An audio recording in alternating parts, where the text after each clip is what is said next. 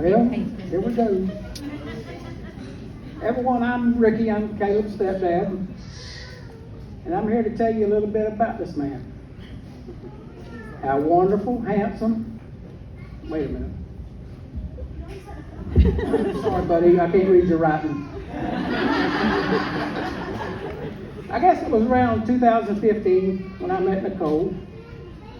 And it took me about a month or so before she let me meet her children. When I met them, they were two of the best, well-mannered, sweet kids that I'd ever met, especially Morgan.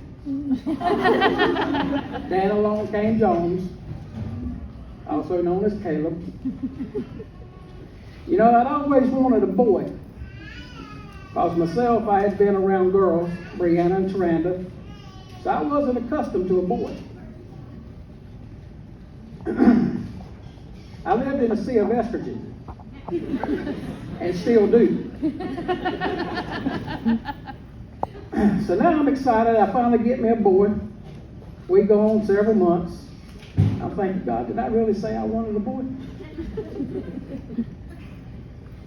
Because this is going to be hard on an old man. But time went on, and me and him became very close.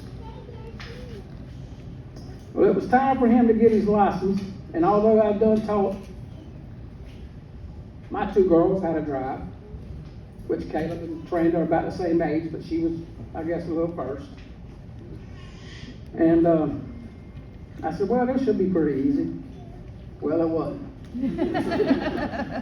And now he knows more than his mom about everything. If you know Caleb or you don't know Caleb, I promise you before the night's out, because he will talk to every one of y'all. He will know your address, your social security number, and everything about you. He never meets a stranger. I really feel that Caleb should have been a lawyer, because the boy knows how to ask questions. I remember our first trip. I'm pretty sure it was going to Ohio to meet Nicole's dad, which was about 13 hours.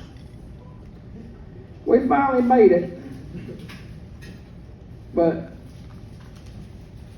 during that 13 hours, him and Morgan fought all the way up there about him trying to shut her up, her trying to shut him up. And that wasn't happening. We were pretty tired by the time we got there. I was talking to his Papa Jeff Friday night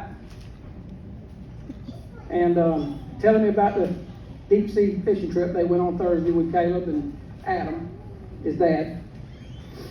And Jeff said there was about 50 people on the boat. And before they got back in the shore, Caleb knew every one of them.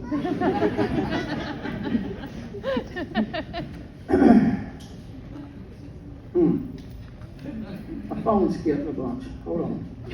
It's such a pleasure to be here tonight as Caleb's the best man. And I want to begin with saying what an honor it is that I was chosen to stand by your side. And I'm just beyond grateful that I get to share this moment with you and Brooke. Speaking of Brooke, stand up, baby. She look gorgeous tonight. Yeah.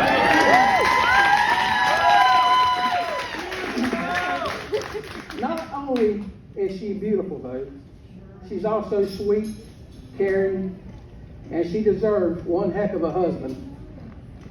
Thankfully for Caleb, she agreed to marry him before she found one. Caleb gets to leave tonight having gained a wife with all of the qualities one could dream about having in a partner. On the other hand, Brooke gets to leave here tonight with a bouquet of flowers she could pop in a vase at home and cherish for a few days. I could go on and on and on about Caleb, but we haven't got all night. And we still got plenty of stuff to do. So I would just like to say on behalf of Caleb and Brooke, Rachel and Amy, me and Nicole, thank you for coming and making our kids' wedding day a special day for them. Caleb, Brooke, marriage is not easy. I know, I've been there 3 times. To say the 3rd time's the charm, we're still working on that. It takes compromise, sacrifice, and revealing yourself to another person. However, if you are willing to work and submit to the process, it promises great reward. It can be extremely rewarding to have a partner in life to share experiences with, to spend time with, and to depend on at both the good and not so good times in life. While being married can be both a lovely and beautiful experience, it can also be extremely tough and challenging as well. So I'll leave you with this, and it must mean something for this wedding, because Pastor Ethan said the same thing.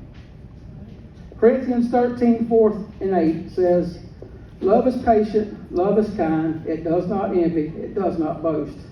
It is not proud, it does not dishonor others, it is not self-seeking, it is not easy angered, it keeps no record of wrongs. Love does not delight in evil, but rejoices within the truth, always protects, always trusts, hope always preserves, love never fails." Message in this is, in a world full of endless uncertainties, love is the one constant guiding us through, even when we may not realize it, we must not forget it. Caleb, I love you, son. Take care of this woman and make us proud.